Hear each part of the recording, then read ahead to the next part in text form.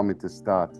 I'm Sean Alimov. I'm the founder of the NFT-club, Connect Club on this platform. So this event is the baby of the NFT club.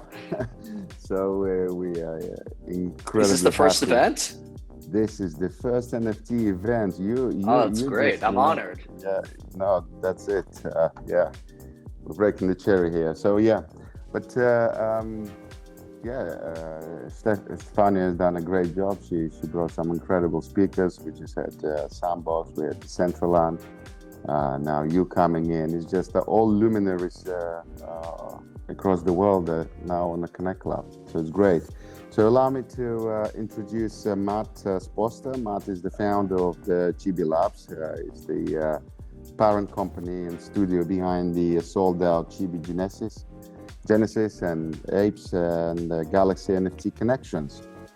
Mat also a partner and the CEO at BrandX Partners, and dynamic operating partner focused on scaling brands and businesses. That's a bit of a mouthful, huh? I mean, private equity. Maybe you can, private equity. It's all about Benjamins with you, right, Matt? I have my hands in a lot of things. Listen, too many pies, yeah? Those hands are sticky. But maybe you tell us a little bit about yourself, huh? In your own words. Yeah, sure. So I spent the early part of my career on Wall Street. I was a finance guy for 13 years. And about 5 years ago, I left to pursue my first venture. It was a startup company in the blockchain space. It was a company that I founded and built. I was an early adopter of crypto, buying my first Bitcoin back in probably 2013. I launched my first blockchain company in 2017. I sold that company last year to the Pro Football Hall of Fame, which is a really well-known body and entity in the United States. Since then, I found and run this private equity company that's focused on consumer products and startups. I became an avid NFT collector and investor within the last year. That kind of led me down the collector path, which ultimately led me down to the founder path in the space, where I teamed up with a partner, two partners actually, one who's local in New York with me, and the other partner is really kind of the brains behind this. He's the designer and he's the artist. His name is Fabs. He's from Germany. And he really created all this brilliant art, the 3D art, and kind of the vision behind this, inspired by anime characters. I'm excited to show some of the artwork today, but since then we've launched 3 collections in September. So there was ultimately a legacy collection. It was a small collection of 130 NFTs. We found the artwork. We thought it was brilliant. We wanted to commercialize it, take it to market. We took 3,000 Chibi Apes to market in September, sold out in about 30 seconds. We grew the Discord in about 3 weeks from 250 to 20,000, and I think there were a few things that people got really excited about. Obviously, the artwork, which is first and foremost, one of the main things in the space, but really the vision behind this and the vision behind the team. We're a docs team, meaning we're all in real life people. I'm a successful entrepreneur, and I have history operating businesses. And when I look at, some of these NFT projects, I think of them as businesses in themselves. I know a lot of NFT projects started off just as art collections, but as we've seen, the utility for a lot of these projects goes way beyond, what kind of the original intention of them were. So you're seeing, communities, economies, commerce being spun out of all of this. The thing that really drew me to the Chibis were the ability to take these 3D characters and transport them into different universes and environments, like the Metaverse, like AR, like video games. And that's really what we're trying to do. So our collectors all own the underlying intellectual property for their Chibis. My job is to help commercialize the brand and help commercialize the characters and create value beyond, what's going on in the NFT space. Whether it's media, content, physical collectibles, and all sorts of other ways that we're going to be able to hopefully monetize this brand.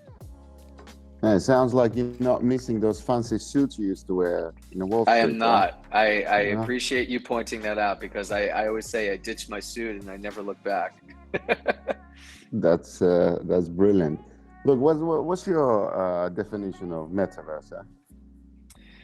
Yeah, my definition of metaverse is, and I think you've been hearing the word thrown around a lot, but I think it's important for people to actually experience it. I think the metaverse is, it's a digital sandbox. It's a place where people get to interact for social purposes, for gamification purposes, and it's a new medium where people can engage, whether it's socially or engage in something beyond just being social. I think it's going to disrupt the business landscape. We're already seeing Facebook, transitioning into the meta. What does that actually mean? I think Facebook's creating their own kind of centralized version of a metaverse that's going to, I think, bring to life their different social platforms.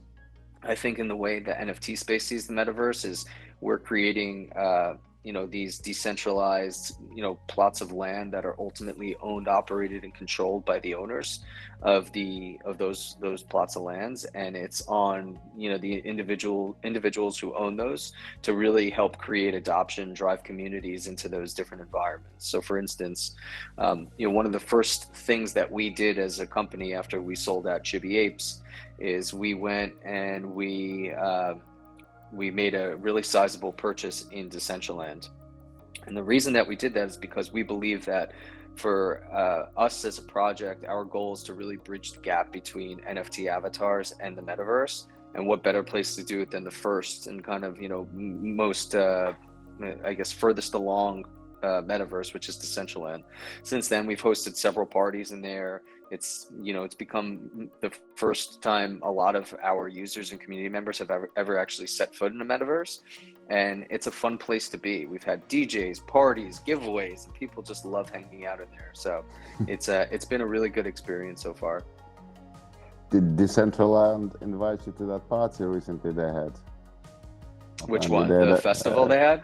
Yeah, for 4 days or something like. Yeah, so they had a festival. I showed up for a couple of the different some of the different sets. I showed up for Deadmau5's set. We're hosting a party on New Year's Day, 1/1.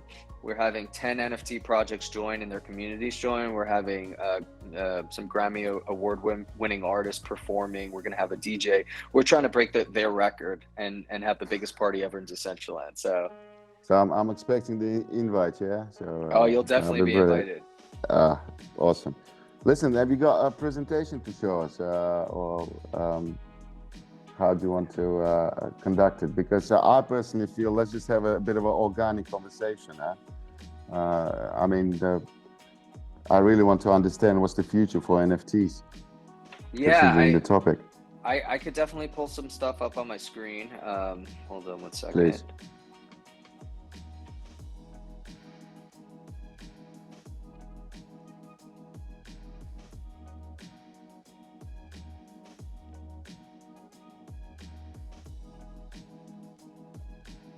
Sorry about that. I actually kicked was it myself something off I the screen. said? Yeah, it was definitely something you said. I can't find the share button anymore. There's a share screen button. There you go. It's right there. Okay, right now you can find it. There we are. Okay.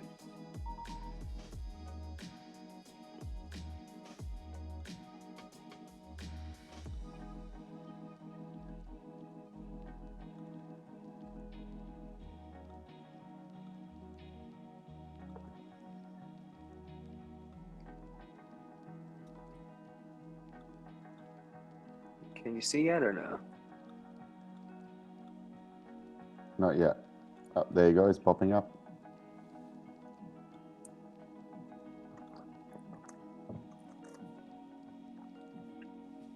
I don't know if we're going to be able to hear sound, but some of the things I want to show you. So, for instance, this is just a little bit of a promo video that we did. Just for everyone that is not familiar with the functionalities, all you have to do is just tap on the screen behind Matt, and it will fill up the screen on your phones, so you don't need to zoom in or anything. This is our Decentraland scene. As you can see, all of our chibis, we gave them wings to run around. And you'll see how many people are kind of interacting in the space. There's a DJ booth, the dance party where people are showing up to. There's a special cave that's only accessible to chibi owners. You know, it's really a brilliant medium. And you know, we're not there yet from an adoption standpoint, but I think when we do get there, you're going to see some really fascinating things start to happen. So that's the metaverse. Some of the other things I want to show you. So right now we're doing a partnership with a company called Jadu. Jadu is an AR company that basically has created these really neat hoverboards and jetpacks. Sorry, as I scroll through my screen right now, you'll be able to see, you know, some of the partnership activations that we're actually doing with them right now. Give me one moment.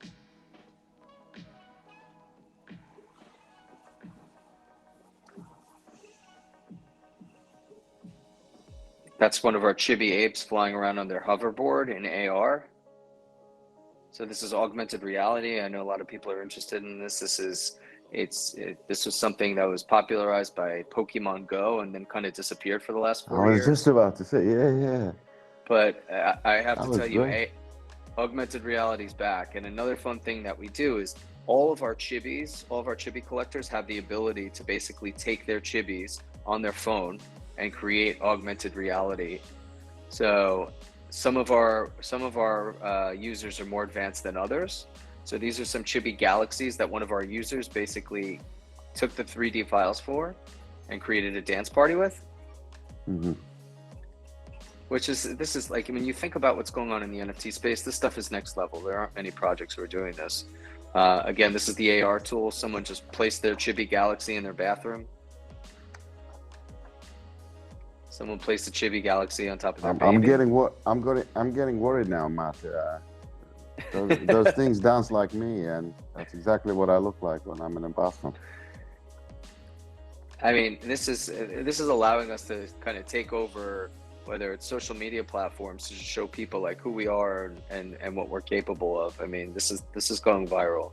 So this is something that's really exciting that, you know, I think our community gets really excited by. It's also a little creepy when you see some of these you see some of these characters in real life places like the gym. Mm-hmm. So anyway, those are some of the things I wanted to show you. You know, we're doing a lot of really unique things that not many other folks in the crypto space are doing right now in the NFT space. So in that, you know, in that sense, I think we're extremely innovative and forward thinking. No, I just wanted to ask you something, because we actually kind of had a little pre-discussion before the session, but this topic on the utility has been coming up quite frequent, as you can imagine, during the session. Sure. So is the standard utility enough to justify current valuations? Well, what's your opinion? Yeah, so my feeling ultimately, when you think about the NFT space as a whole right now, there's definitely a lot of speculative premium that's added to some of the NFT collections that we see right now. So when you think of a Bored Ape that's, you know, sitting at a 50 ETH floor and is going for, you know, upwards of $200,000, I think. Just like any other risk assets, I think there's a promise that's there that, you know, ultimately there's an opportunity to justify this valuation at some later point in time, the ability to commercialize and monetize that IP. When I think about Bored Apes, I think of them as being extremely unique because they are cultural icons and they're kind of shifting the way that we look at, you know, branding and the way that we look at ownership of IP.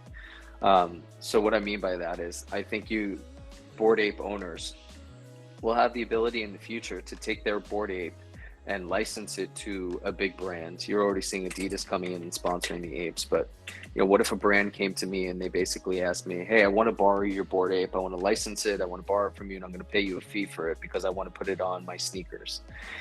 Well, now it's all of a sudden like the owner of that underlying IP is not a large corporation anymore, but it's the individual. So this is the first time that, you know, these projects are basically birthed and funded in a crowdsourced way. The underlying IP is now owned by the individuals themselves, and there may be an opportunity in the future where all the Bored Apes are staking their apes, and Hollywood will come and pick several apes out of that staking pool, and anyone that gets used, maybe all of the Bored Apes split that rev share potential. So I definitely think there's extreme upside in the space right now. I just think you need to be cautious. I think there's a lot of projects out there that aren't necessarily doing anything, but I think you need to do your own research and be familiar with who's building what and what their ultimate goals are.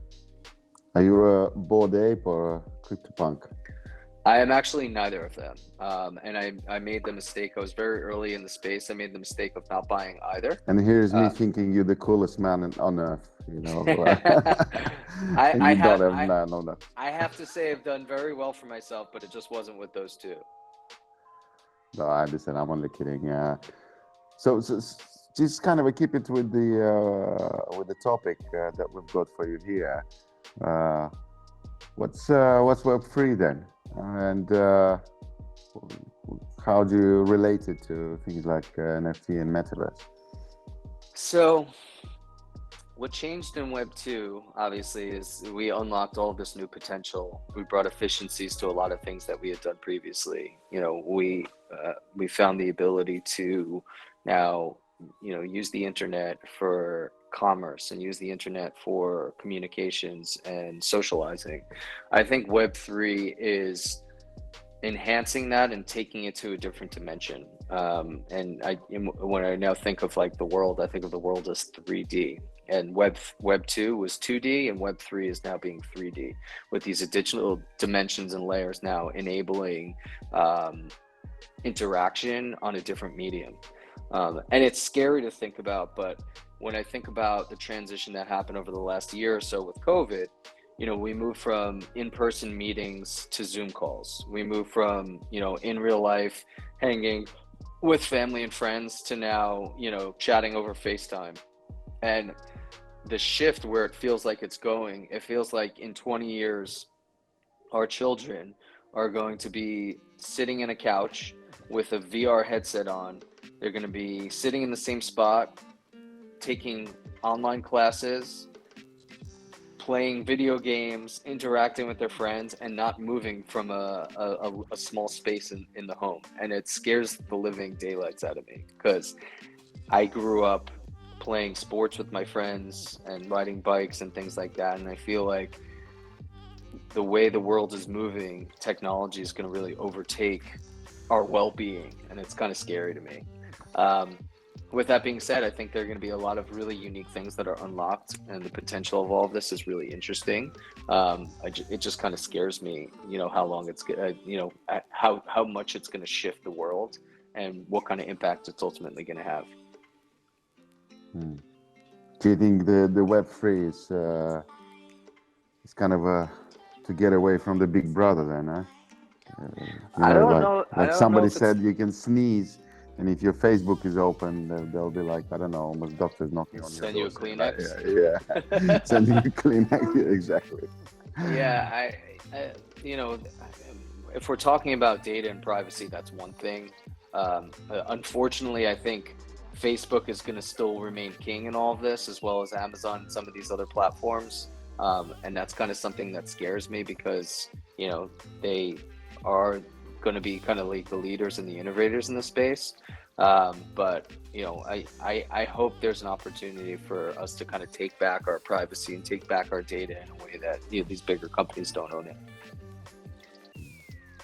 How do you see this NFT projects cross over into the Metaverse? So when I think about NFT projects, I think about NFTs as we know it today. The layer of art that we're familiar with is not going to be the future of NFTs. I think the underlying technology that's powering NFTs is going to ultimately change the way we do many things, especially commerce. For artists, musicians, royalties, and the ability to sell NFTs as royalties over time. I think it's going to be an area that's completely disrupted by this whole space. But with that being said, I think the metaverse application is something that is going to kind of bring the artwork that we see today to life. I think you're going to see people walking around in the metaverse dressed as their CryptoPunk, or people walking around the metaverse as their Bored Ape, and that becomes a representation of you in this new environment. I mean, everyone wants to take their NFTs and use them for verification purposes. Like Twitter's building an integration tool that allows you to verify your NFT and use it as your avatar, your PFP. So I think that is the future. And when I think about NFTs, I think about NFTs as being this digital flex, right? Everyone wants to prove that they're the best, that they own this, that they, they're better than the next person because I have a Bored Ape or I have 10 Bored Apes. So I think this is the new form of like digital flexing. Yeah, status symbol, isn't it? It's a Listen, status guys, symbol for sure. Yeah.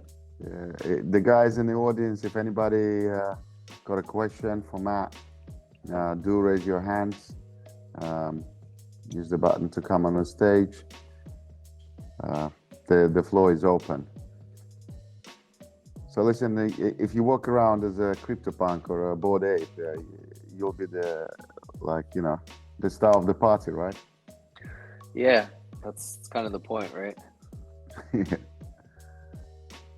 Okay, we have Hannah.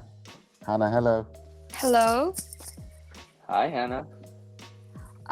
Thank you for telling us such interesting information. I really learned something new about NFT and these character designs, and I want to know more about how you came up to this character design and what inspired you. How did you choose such look for these characters and so on?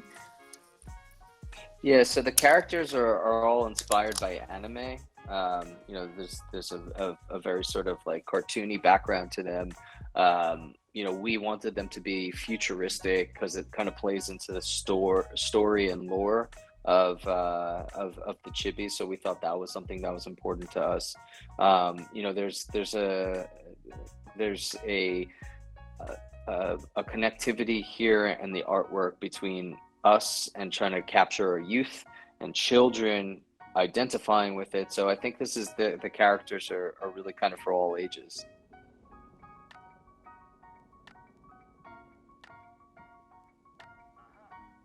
Okay. I think anybody else? Here. Oops. There you go. You can run around the stage if you want to. I see. There you go. It's Vithu, all the way from India. Vithu, how you doing? I'm excellent, brother. Take my chair, why don't you? Yeah, absolutely. Thank you so much.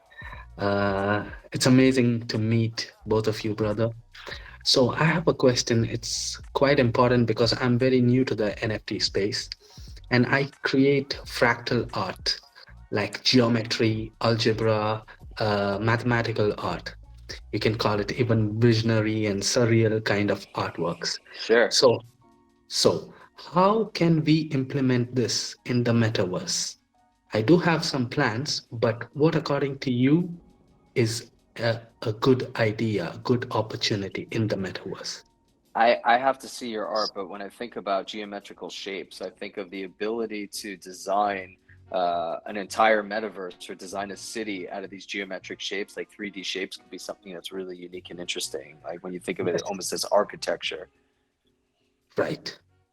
So is it my question in relation to this is it possible to run such a reality on the metaverse today on the current blockchain? Yeah, there are many metaverses that are being created that you could go into and build your own designs in and design your own environment, your own society. Okay, so it is possible even in like 4K resolution, Ultra HD, it is possible on the current blockchain. Yeah, it is. Fantastic. So basically it is possible. So how do you say it is? It's like buying a land in the metaverse and doing this? developing it. Yes. Yeah. So the if you think about it, it's like, land developers in the metaverse are kind of like, real life developers in the real world. But the people Yes. who are actually designing the land are artists, right? And you're designing 3D versions. Are you a 3D artist or are you a 2D Yes. artist? 3D. What systems what platforms do you use? Well, I'm upgrading I'm moving on to the Alienware because what I have now is not going to function for me. So I need like a 64 GB RAM, and like I'm using like a 3080 RDX, the NVIDIA, and I'm planning Sure. to make a massive, completely like a 2060 or 3000 BC, 3500 or a 4000 BC style, ultra futuristic metaverse. Yeah, Uh, well, Blender is a good program to start. That's a good place to start for sure. yes. Okay. And Cool. what about like uh, Mandel, the Julius program and things like that? Can it run on the metaverse? On the I'm not as familiar with those. Okay. Okay. It's okay. No problem. Yeah, there's a lot of good information out there if you want to go online and find. You could go on Twitter, you could go into, places like Twitter Spaces to speak to folks, and you'll learn a lot for sure. Yes, for sure. Absolutely. But I think you have a lot of knowledge, you being in this game already for quite a long time. So you have the knowledge. And that's the reason I'm getting to you with this question. Yes. And Thank you. so you say it is possible. It is Yeah, it is. possible. Fantastic. Look, every environment is different. So each environment, each metaverse has their own set of criteria and requirements in terms of how they need you to build there. So it really depends. Fine. Listen, Matt, let's wrap it up because we've got another session now starting. Yeah, no problem. Everyone, keep it. But it's been really a delight to meet you in person. If you could do us a favor, maybe when you get a minute, just fill up your profile, because at the moment you're such an incredible guy, and for people that don't even know who you are because your profile is empty at the moment. And if you could do me a favor, if you could tap on my avatar, yeah. Yep. Right below, you can see I'm the member of the NFT club. Sure. Yeah, if you tap on that NFT and if you could join the club as well. Yeah. We gotta fill this up with some Americans. You're lacking, the U.S. representation. Well, you want to put yourself as the first American on Connect Club. No, this was great. Thank you so much for having me. And Yeah. I hope everyone goes and checks us out. We're on Twitter as Chibi Labs. Chibi Labs. We're on the web at chibilabs.io. But definitely come check us out. Yeah, and let's stay in touch. Would love to see how else we can cross paths. And I'm Definitely, waiting I for really that appreciate invite for your party. You'll be invited to the party. You got to follow us on Twitter. You'll find out all about it. I definitely will. All right. Have a good All one. right. Thank you so much, everyone. Take care. Cheers. Absolutely. Have a nice night.